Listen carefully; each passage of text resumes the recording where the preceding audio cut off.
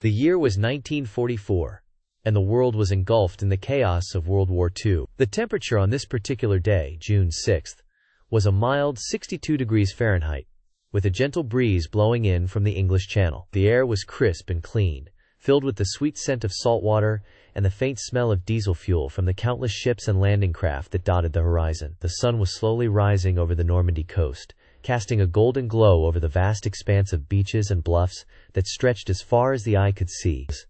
As the Allied forces prepared to launch the largest amphibious assault in history, the tension was palpable. The sound of seagulls filled the air, punctuated by the occasional bark of a ship's horn or the rumble of engines as the landing craft made their way towards the shore. The soldiers, clad in their worn and weathered uniforms, stood nervously at the ramps of the landing craft, their eyes fixed on the horizon as they waited for the signal to disembark.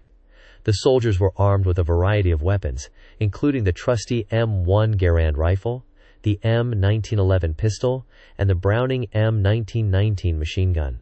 The M1 Garand, with its distinctive ping sound as the M-block clip was ejected, was a favorite among the infantrymen, who appreciated its reliability and firepower. The M1911 pistol, with its sleek design and powerful .45 ACP cartridge, was a staple of the American military, and was often carried by officers and non-commissioned officers. The Browning M1919, with its heavy barrel and distinctive ta-ta-ta sound, was a powerful machine gun that was used to provide suppressive fire and cut down enemy personnel. As the landing craft approached the shore, the soldiers could see the stark landscape of Normandy stretching out before them. The beach was lined with a tangled mess of barbed wire, wooden stakes, and metal obstacles, designed to slow down and funnel the advancing troops into killing zones. Behind the beach, a series of bluffs and hills rose up, covered in a thick layer of green grass and dotted with the occasional tree or bush. The bluffs were topped with a series of fortified positions, including bunkers, trenches, and machine gun nests, all of which were manned by the heavily armed and highly trained soldiers of the German Wehrmacht. The German soldiers, clad in their distinctive field gray uniforms, were armed with a variety of weapons, including the Carabiner 98K rifle, the MP40 submachine gun, and the MG42 machine gun. The Carabiner 98K, with its long barrel and powerful 7.92 mm cartridge, was a highly accurate and reliable rifle that was used by the German infantrymen to devastating effect. The MP40, with its compact design and high rate of fire, was a favorite among the German paratroopers and infantrymen, who used it to cut down enemy troops in close combat. The MG42, with its distinctive rip-rip-rip sound and incredibly high rate of fire, was a powerful machine gun that was used to provide suppressive fire and cut down enemy personnel. As the Allied forces approached the shore, they were met with a withering hail of gunfire from the German positions. The sound of machine guns and rifles filled the air, punctuated by the occasional boom of an artillery piece or the scream of a strafing aircraft. The soldiers hit the beach, some of them stumbling and falling as they struggled to make their way through the shallow water and onto dry land. Others made it to the relative safety of the beach, where they huddled behind whatever cover they could find, returning fire at the German positions and trying to get their bearings. The smell of smoke and salt water filled the air, mixed with the acrid smell of cordite and the sweet scent of blood. The sound of gunfire and explosions was deafening, a constant barrage of noise that threatened to overwhelm the senses. The soldiers, their faces twisted with fear and adrenaline, struggled to make their way up the beach, their eyes fixed on the bluffs and hills that loomed above them. They knew that they had to take those positions, had to drive the German soldiers back and secure the beachhead, or risk being cut down and thrown back into the sea. The battle was on, and it would be a long and bloody day. The Allies had the numbers, the firepower, and the determination, but the Germans had the high ground, the firepower, and the determination to hold their positions at all costs. The outcome was far from certain, and the soldiers on both sides knew that they were in for the fight of their lives. As the day wore on, the battle would rage back and forth, with the fate of the world hanging precariously in the balance. The Allied forces were supported by a vast array of ships and landing craft, including the sturdy LST landing ship tank, the versatile LCVP landing craft vehicle personnel, and the diminutive LCM landing craft mechanized. The LST, with its large cargo capacity and powerful diesel engines, was used to transport tanks, trucks, and other heavy equipment onto the beach. The LCVP, with its shallow draft and retractable ramp, was used to ferry soldiers and lightweight equipment onto the beach. The LCM, with its small size and maneuverability, was used to transport smaller loads, such as ammunition and medical supplies, onto the beach. The ships and landing craft were armed with a variety of weapons, including the Oerlikon 20mm cannon, the Bofors 40mm gun, and the M2.50 caliber machine gun. The Oerlikon 20mm cannon, with its high rate of fire and powerful explosive shells, was used to provide anti-aircraft defense and bombard enemy positions. The Bofors 40mm gun, with its powerful explosive shells and high rate of fire, was used to provide anti-aircraft defense and bombard enemy positions. The M2.50 caliber machine gun, with its powerful .50 caliber cartridge and high rate of fire, was used to provide suppressive fire and cut down enemy personnel. As the battle raged on, the soldiers on both sides became increasingly entrenched, digging in behind whatever cover they could find, and returning fire at the enemy positions. The sound of gunfire and explosions was constant, a deafening barrage of noise that threatened to overwhelm the senses. The smell of smoke and cordite filled the air, mixed with the acrid smell of sweat and the sweet scent of blood. The soldiers, their faces twisted with fear and adrenaline, struggled to make their way up the beach, their eyes fixed on the bluffs and hills that loomed above them. The Allies had the advantage of air power, with squadrons of P-47 Thunderbolts, P-51 Mustangs, and B-17 Flying Fortresses providing close air support and bombing enemy positions. The P-47 Thunderbolt, with its powerful radial engine and 8.50 caliber machine guns, was a formidable fighter bomber that was used to provide close air support and intercept enemy aircraft. The P-51 Mustang, with its powerful Merlin engine and 6.50 caliber machine guns, was a highly maneuverable fighter that was used to provide escort and intercept enemy aircraft. The B-17 Flying Fortress, with its 4 powerful engines and defensive armament of .50 caliber machine guns, was a strategic bomber that was used to bomb enemy positions and provide close air support. The Germans, on the other hand, had the advantage of fortified positions and a strong defensive line. They had spent months preparing for the invasion, building bunkers, trenches, and machine gun nests, and stockpiling ammunition and supplies. They were well trained and well armed, and they were determined to hold their positions at all costs. The German soldiers, clad in their distinctive field gray uniforms, were a formidable foe, and they would stop at nothing to defend their homeland. As the day wore on, the battle raged back and forth, with the fate of the world hanging precariously in the balance. The Allies were making slow but steady gains, pushing the Germans back and securing key positions on the beach. But the Germans were far from defeated, and they continued to fight with fierce determination, inflicting heavy casualties on the Allied forces. The battle was far from over, and it would be a long and bloody day before the outcome was finally decided.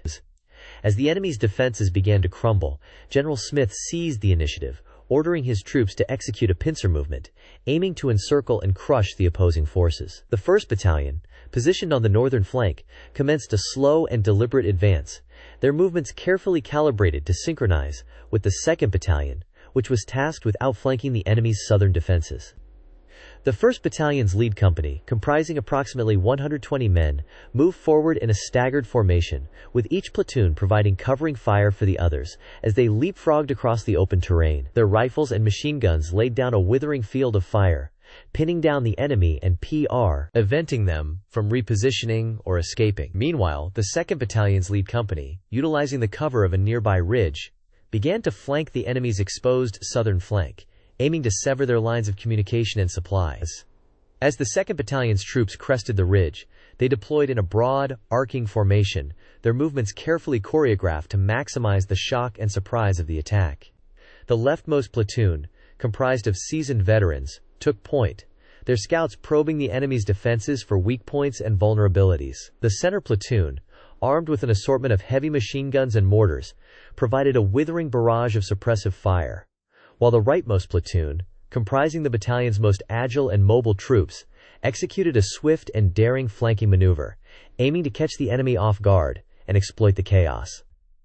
The enemy, caught in the vice-like grip of the pincer movement, struggled to respond effectively, their communications and command structures severely disrupted by the sudden and coordinated attack. As the 1st and 2nd Battalions continued to tighten their grip, the enemy's defenses began to fracture, their troops becoming increasingly disorganized and demoralized. The once coherent enemy lines now resembled a fragmented and chaotic melee, with isolated pockets of resistance fighting desperately against the encircling forces.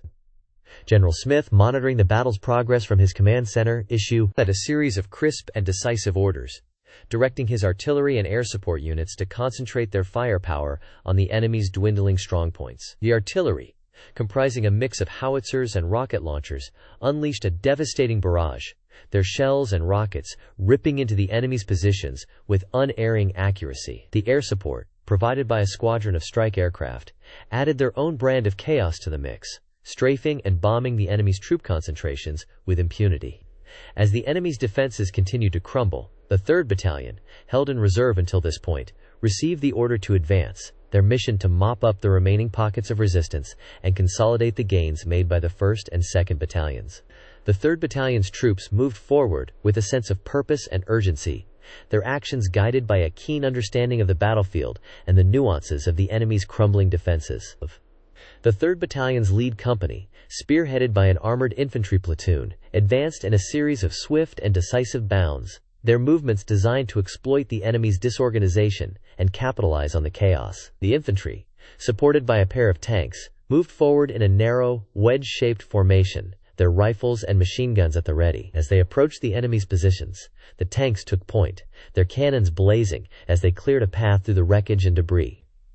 The enemy, by this point, was in full retreat, their troops streaming rearward in a disorganized and panicked mob. The 3rd Battalion's troops, sensing victory within their grasp, pressed forward with renewed energy and urgency, their actions driven by a desire to complete the destruction of the enemy forces and secure the objectives. As the last remnants of the enemy's defenses were overrun, General Smith issued a final, triumphant order, directing his troops to regroup, reorganize, and prepare for the next phase of the operation. In the aftermath of the battle, the victorious troops regrouped, their numbers thinned by the fierce and intense fighting. The enemy, meanwhile, lay shattered and broken, their forces irreparably damaged by the devastating pincer movement. The battlefield, once a scene of chaos and confusion, was now a testament to the triumph of strategy and tactics, the defeated enemy a stark reminder of the consequences of underestimating the cunning and resolve of General Smith and his troops. As the dust settled and the survivors tended to their wounded, the true extent of the victory became clear. The enemy's defenses had been breached, their strong points overrun, and their will to resist shattered. The stage was now set for the next phase of the operation, as General Smith's troops prepared to push forward, driven by their unyielding determination to secure the ultimate objectives. As the coalition forces advanced on the enemy's position, the air was filled with the cacophony of gunfire, explosions, and screams of the wounded. The M1 Abrams tanks, with their 120mm smoothbore cannons, led the charge, firing high-explosive anti-tank rounds at the enemy's fortifications. The rounds, traveling at a velocity of 700 meters per second, exploded on impact, sending shrapnel flying in all directions and creating massive craters in the ground. The tanks, advanced fire control systems, which utilized a combination of laser rangefinders, thermal imaging, and GPS, allowed them to engage targets with pinpoint accuracy, even in the midst of the chaotic battlefield. Meanwhile, the infantrymen, armed with M4A1 carbines and M249 light machine guns, moved in tandem with the tanks, providing suppressive fire to keep the enemy's heads down. The M4A1, with its 5.56 by 45 mm NATO cartridge, was capable of firing at a rate of 701,000 rounds per minute, while the M249, with its 5.56 by 45 mm NATO cartridge, could fire at an astonishing rate of 801,000 rounds per minute. The infantrymen's advanced combat helmets, equipped with integrated communication systems and ballistic protective gear, allowed them to stay in constant communication with their squad leaders and receive real-time updates on the battlefield. As the battle raged on, the enemy's defenses began to falter, and the coalition forces started to gain ground. The AH-64 Apache helicopters, with their 30mm M230 chain guns and Hydra 70 rocket pods, provided close air support, raining down hellfire on the enemy's positions. The Apache's advanced targeting systems, which utilized a combination of infrared and low-light sensors, allowed them to engage targets with precision, even in the midst of the chaotic battlefields. The battlefield was a scene of utter chaos, with soldiers, tanks, and aircraft moving in every direction, and the sounds of gunfire, explosions, and screams filling the air. The smell of smoke, sweat, and blood hung heavy over the battlefield, and the ground was littered with the wreckage of destroyed vehicles and the bodies of the dead and wounded. The coalition forces, medical teams, with their advanced medical equipment and training, worked tirelessly to treat the wounded, often under heavy fire. Despite the chaos, the coalition forces, commanders, utilizing advanced command and control systems, including satellite communications and unmanned aerial vehicles, were able to maintain a high degree of situational awareness, directing their troops and adjusting their strategy in real time. The commanders' ability to analyze the battlefield in real time, using advanced intelligence, surveillance, and reconnaissance systems, allowed them to identify and exploit weaknesses in the enemy's defenses.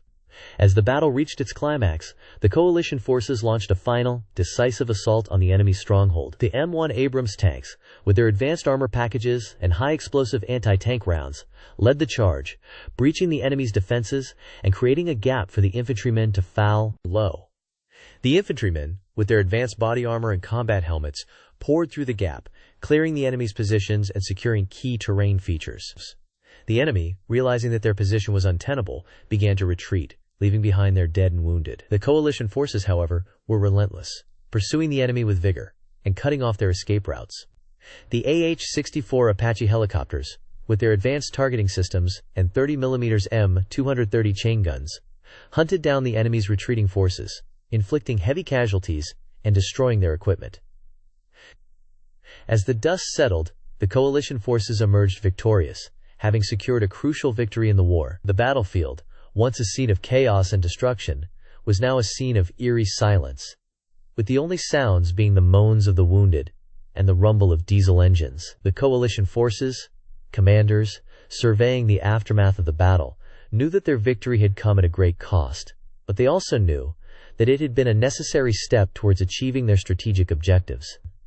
The coalition forces' logistics teams, with their advanced supply chain management systems and transportation networks, worked tirelessly to resupply the troops, replacing ammunition, fuel, and equipment, and evacuating the wounded to medical facilities. The logistics teams' ability to analyze the battlefield in real time, using advanced intelligence, surveillance, and reconnaissance systems, allowed them to optimize their supply chain and ensure that the troops received the support they needed to continue the fight.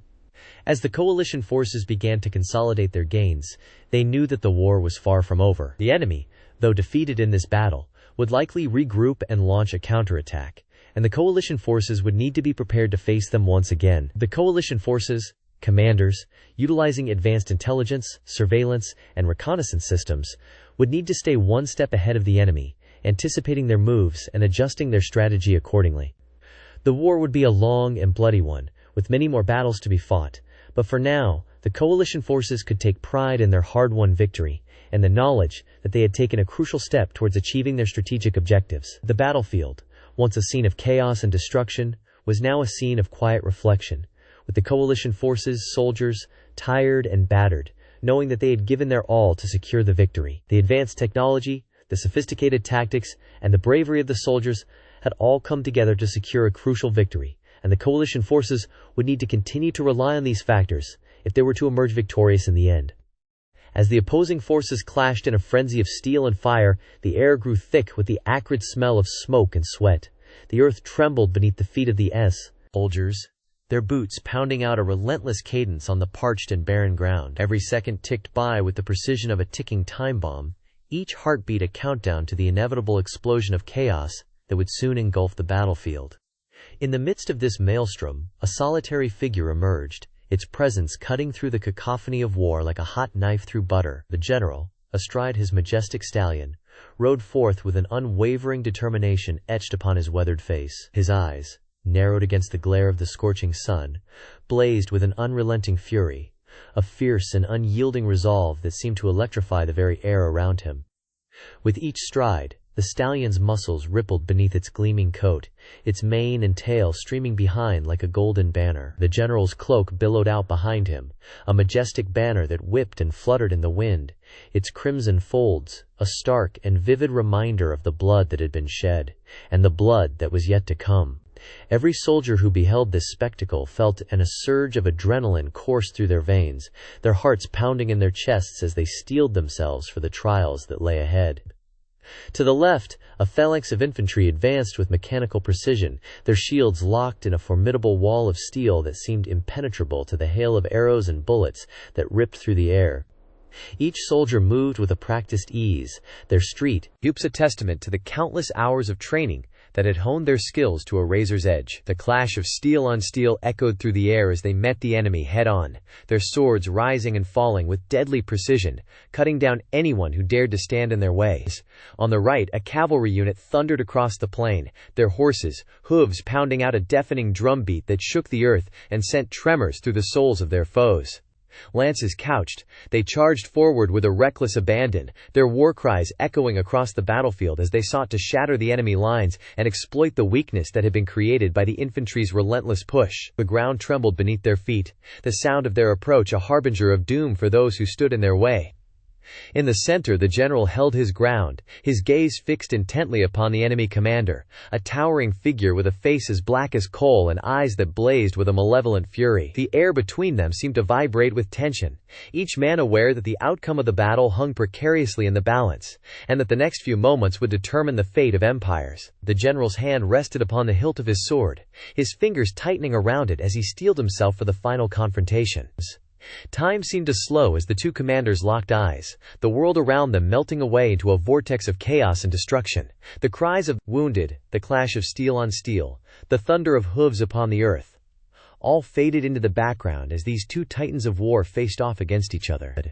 The general's thoughts were a jumble of strategy and tactics, his mind racing with the possibilities and consequences of each potential outcome. He knew that the next few moments would be crucial, and that the decisions he made would shape the course of history.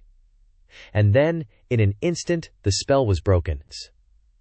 The enemy commander snarled, his face twisted in a snarl of rage, and charged forward with a battle cry that shattered the silence. The general drew his sword, its blade flashing in the sunlight as he spurred his stallion forward to meet the challenge. The two horses thundered towards each other, their riders locked in a fierce and unrelenting gaze, each man determined to emerge victorious from the clash that was to come. The air was electric with tension as the two commanders met in a blur of steel and horseflesh. The general's sword flashed in the sunlight, its blade biting deep into the enemy commander's shield. The impact was tremendous, the sound of steel on steel ringing out across the battlefield as the two men clashed in a frenzy of fury and strength. The enemy commander stumbled backwards, his shield shattered and his arm numbed from the force of the blow. The general pressed his advantage, his sword rising and falling with deadly precision. The enemy commander parried each blow, his own sword flashing in the sunlight as he struggled to regain his footing. The two men danced across the battlefield, their swords clashing in a deadly rhythm that seemed to pulse with the very heartbeat of war. The general's stallion thundered beneath him, its hooves pounding out a drumbeat that seemed to match the pounding of his own heart. The clash of steel on steel echoed across the plain, a symphony of death and destruction that seemed to shake the very foundations of the earth. The general's sword sliced through the air, its blade biting deep into the enemy commander's armor. The impact was tremendous, the sound of steel on steel ringing out across the battlefield as the enemy commander stumbled backwards, his armor shattered and his body broken. And in that moment, the tide of the battle shifted. The enemy lines wavered, their soldiers faltering as they beheld their commander fall. The general's troops, emboldened by their leader's triumph, surged forward with renewed ferocity, their swords and lances rising and falling with deadly precision as they cut down the enemy with ruthless efficiency. The battlefield was a scene of utter chaos, the sound of steel on steel and the cries of the wounded filling the air.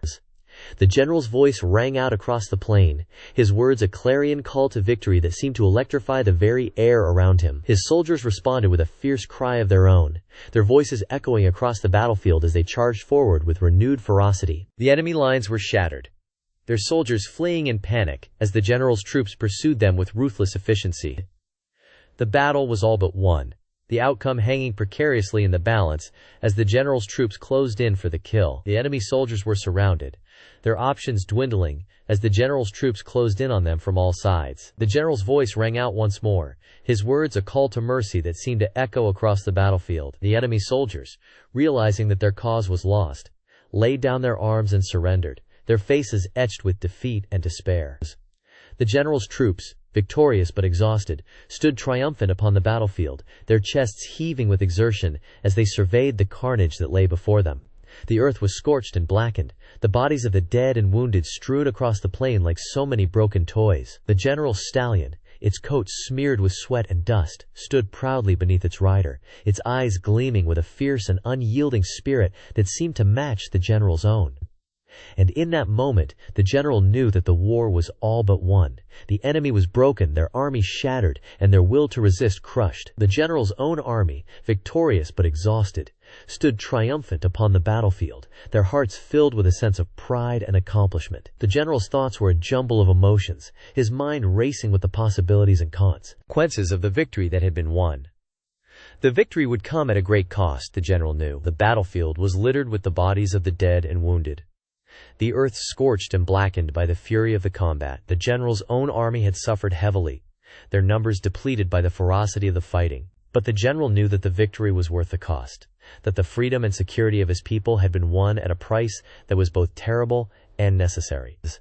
As the general gazed out upon the battlefield, his heart filled with a sense of pride and sorrow, he knew that the war was far from over. The enemy would regroup and counterattack, and the general's own army would need to be prepared to face them once again. But for now, the general could bask in the glory of victory, his heart filled with a sense of triumph and achievement. The battle had been fierce and intense, but in the end, the general's army had emerged victorious, their bravery and determination proving to be too much for the enemy to handle.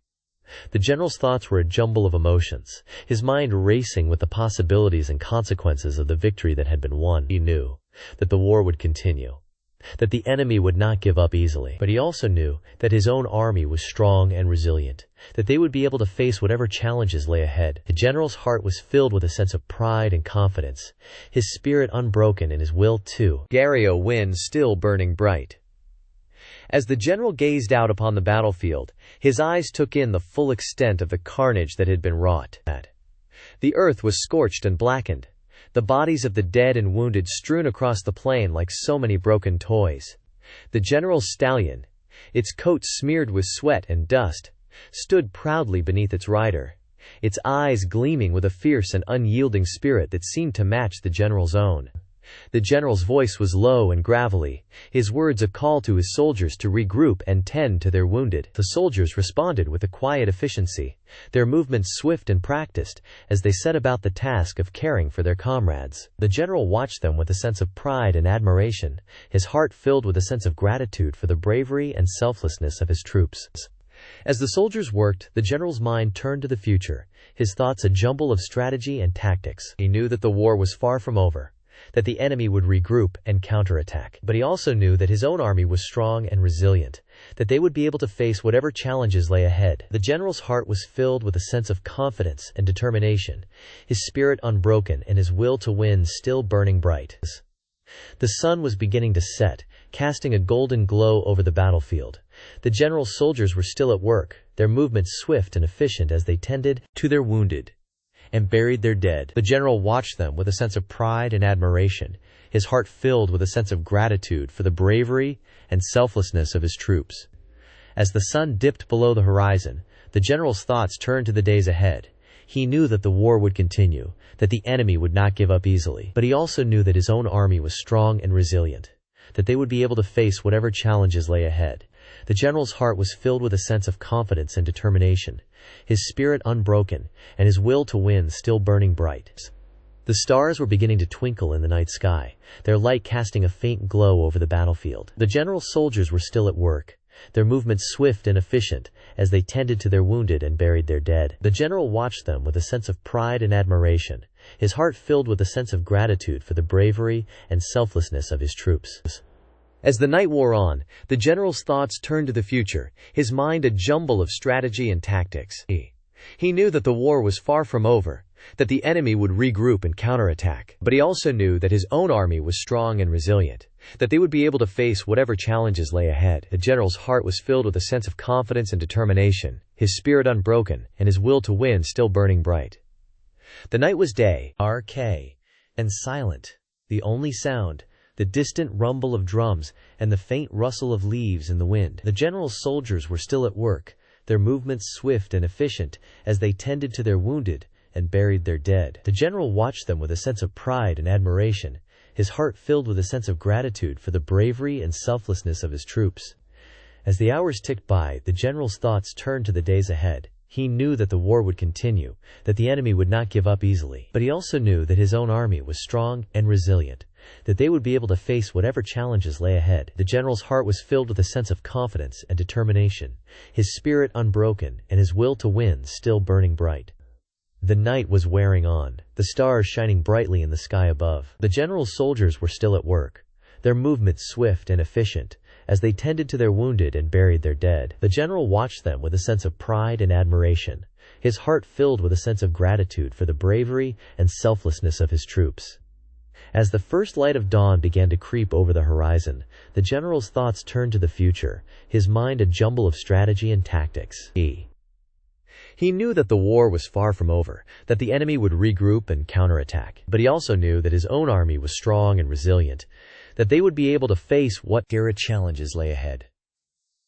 The general's heart was filled with a sense of confidence and determination, his spirit unbroken, and his will to win still burning bright. The sun was rising, its light casting a golden glow over the battlefield. The general's soldiers were still at work, their movements swift and efficient, as they tended to their wounded and buried their dead. The general watched them with a sense of pride and admiration, his heart filled with a sense of gratitude for the bravery and selflessness of his troops. As the day wore on, the general's thoughts turned to the days ahead. He knew that the war would continue, that the enemy would not give up easily. But he also knew that his own army was strong and resilient, that they would be able to face whatever challenges lay ahead. The general's heart was filled with a sense of confidence and determination, his spirit unbroken, and his will to win still burning bright. The general's voice was low and gravelly, his words a call to his soldiers to regroup and prepare for the challenges that lay ahead. The soldiers responded with a quiet efficiency, their movements swift and practiced as they set about the task of readying themselves for the battles that were to come. The general watched them with a sense of pride and admiration, his heart filled with a sense of gratitude for the bravery and selflessness of his troops.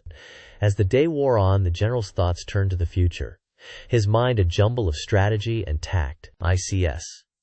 He knew that the war was far from over, that the enemy would regroup and counterattack. But he also knew that his own army was strong and resilient, that they would be able to face whatever challenges lay ahead. The general's heart was filled with a sense of confidence and determination, his spirit unbroken, and his will to win still burning bright. The sun was high in the sky, its light casting a golden glow over the battlefield. The general's soldiers were still at work, their movements swift and efficient as they tended to their wounded and buried their dead. The general watched them with a sense of pride and admiration, his heart filled with a sense of gratitude for the bravery and selflessness of his troops. As the day wore on, the general's thoughts turned to the days ahead. He knew that the war would continue, that the enemy would not give up easily. But he also knew that his own army was strong and resilient, that they would be able to face whatever challenges lay ahead. The general's heart was filled with a sense of confidence and determination, his spirit unbroken, and his will to win still burning bright. The landscape was forever changed, as if the very foundations of the earth had been shattered. The air was thick with the acrid smell of smoke and ash, the stench of death and destruction hanging heavy over the battlefield. The once green fields were now scorched and blackened, littered with the broken and battered remains of the soldiers who had fought and died there. The silence was oppressive, punctuated only by the occasional cry of the wounded and the dying. As the survivors stumbled through the wreckage, they were met with scenes of unimaginable horror. Bodies were strewn about, some torn apart by the brutal force of the explosives, others burned beyond recognition. The ground was slick with blood and oil, making every step a treacherous journey. The survivors moved with a sense of numbness, their minds struggling to comprehend the scale of the devastations. Casualty reports began to filter in, each one a grim reminder of the terrible cost of the battle. The numbers were staggering, with thousands of soldiers killed or wounded in the fighting. The medical teams worked tirelessly to tend to the injured, but their efforts were often in vain. The wounds were too severe, the damage too extensive, and many of those who had been pulled from the wreckage did not survive. One of the most haunting stories to emerge from the aftermath was that of Private First Class James Johnson. Johnson had been a young soldier, barely out of his teens, when he was deployed to the battlefield. He had been part of a unit that had been caught in the initial blast and had been left with severe burns over most of his body. Despite the efforts of the medical team, Johnson's injuries were too severe, and he died a few days later, surrounded by his comrades. Johnson's story was just one of many, each one a testament to the bravery and sacrifice of T.H.C. soldiers who had fought and died in the battle. There was the story of Sergeant Michael Davis, who had single-handedly held off an enemy advance, buying time for his comrades to escape. Davis had been killed in the fighting, but his actions had saved countless lives. There was also the story of Lieutenant Emily Chen, who had led a team of medics in the aftermath of the battle, working tirelessly to tend to the wounded and comfort the dying. Chen's selflessness and compassion had inspired her fellow soldiers, and her bravery had earned her a posthumous medal. As the days passed, the survivors began to come to terms with the scale of the disaster. They had been part of something much bigger than themselves, something that had changed the course of history. The battle had been a turning point, a moment when the tide of the war had shifted irreparably. The enemy had been defeated, but at what cost? The survivors were left to pick up the pieces, to try and make sense of the senseless violence and destruction that had been unleashed upon the world. The aftermath of the battle was a time of great sadness and reflection. The survivors mourned the loss of their comrades and struggled to come to terms with the trauma they had experienced. Many would never be the same again, their lives forever changed by the events of that day. The battle had been a crucible, a trial by fire that had tested the mettle of the soldiers and found them wanting. In the weeks and months that followed, the survivors began to rebuild and recover. They worked to restore the damaged infrastructure, to rebuild the shattered communities, and to heal the wounds of the past. It was a long and difficult journey, but one that was necessary if they were to move forward. The battle may have been lost, but the war was far from over. The survivors knew that they still had a long way to go, but they were determined to emerge stronger and more resilient than ever before. The memory of the battle would stay with the survivors forever, a reminder of the sacrifices they had made and the comrades they had lost. It would be a defining moment in their lives, a moment that would shape their futures and inform their decisions. The battle had been a terrible and traumatic event, but it had also been a moment of great courage and sacrifice. The survivors would carry that memory with them always, a reminder of the bravery and selflessness of those who had fought and died alongside them. As the years passed, the battle would become a distant memory, a relic of a bygone era. But for those who had lived through it, the memories would never fade. They would remain etched in their minds, a reminder of the horrors of war and the sacrifices that had been made. The battle had been a defining moment in history, a moment that had changed the course of the war and the fate of nations. It would be remembered for generations to come, a testament to the bravery and sacrifice of those who had fought and died in the conflict.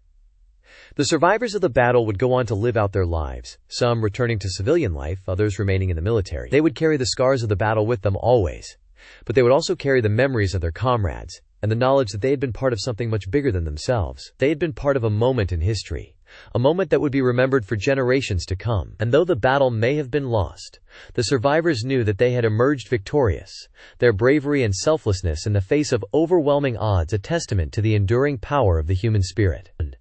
In the end, the battle had been a testament to the destructive power of war, a reminder of the devastating consequences of conflict.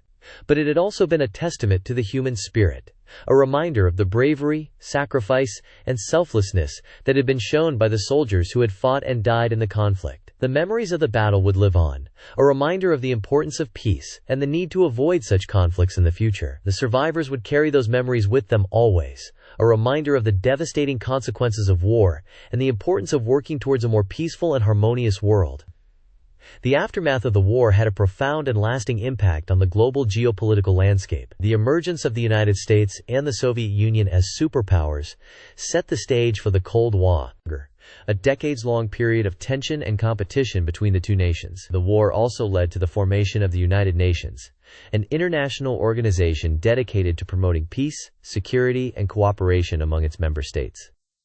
The war's impact on the global economy was also significant, as it led to a period of rapid economic growth and reconstruction in the decades that followed. The war also spurred significant advances in technology, particularly in the fields of aviation, rocketry, and nuclear energy. The development of these technologies had far-reaching implications, from the exploration of space to the generation of electricity.